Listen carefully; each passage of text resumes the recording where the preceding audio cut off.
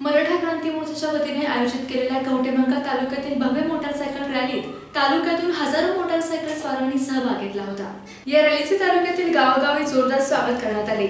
सकाळी 9 वाजता सुरू झालेल्या रॅलीने सायंकाळी 6 वाजेपर्यंत तालुक्यातील सर्व गावांना भेटी दिल्या। मराठ्यांचे आरक्षण तसेच त्यांच्या न्याय हक्कासाठी या रॅलीत युवक वर्ग मोठ्या संख्येने उपस्थित होता। कवठेमंकाळ शहरातील बाजार समिती आवारात छत्रपती शिवाजी महाराज यांच्या पुतळ्यास पुष्पहार घालून सकाळी 9 वाजता रॅलीस प्रारंभ झाला। रॅली ज्या गावात जाईल तेथे गावातील युवकांच्या वतीने जोरदार स्वागत करण्यात येत होते।